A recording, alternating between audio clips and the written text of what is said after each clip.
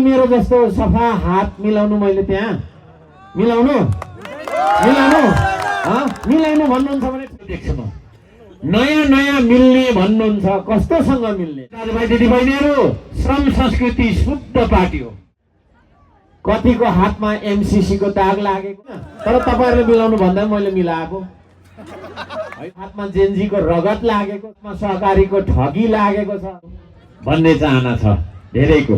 Media मार्फत म भन्न चाहन्छु हुल्डोकावासीको छ कि छैन कोनी तर मिडियामा त्यो देख्छु म नयाँ नयाँ मिल्ने भन्नुहुन्छ कस्तोसँग मिल्ने त।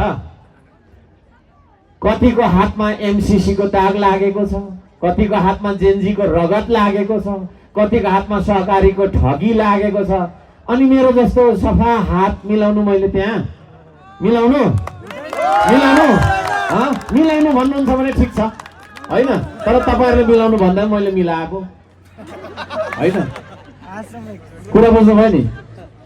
मिसावटको जमानामा खाली मिसावट चाहन्छ नेपाली समाज है। मैले बारम्बार भन्ने गरेको छु हैन। शुद्ध दुध खा भन्दा अहिले छेरौती लागिहाल्छ किनभने पानी हालेको दुध खाने बानी भयो हैन।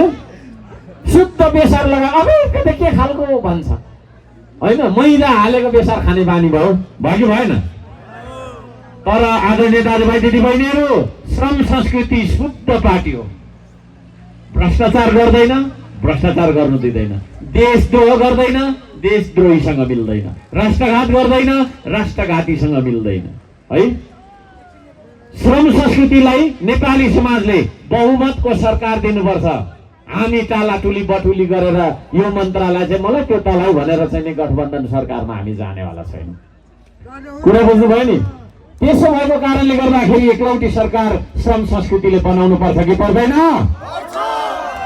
सोझा सिधाहरूको सरकार काम गरेर खानेहरूको सरकार किसानहरूको सरकार मजदुरहरूको सरकार उत्पीडन र दलनमा परेको मान्छेहरूको सरकार सोझा सिधाको सरकार बन्नुपर्छ कि पर्दैन यो देशमा।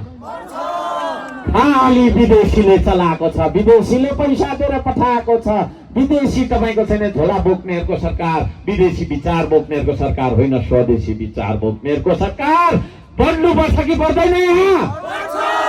यदि त्यसो हो भने आज उपरान्त तपाईँ पनि अब कराउनुपर्छ। मैले मात्रै कराएर देश बन्दैन देश मिल्दैन। तपाईहरु पनि कराउनुहोस् अब गाउँमा गएर मै जस्तो यसरी नै कराउनुहोस्। अब विदेशी दलालहरूले यो देशलाई चलाउनु हुँदैन।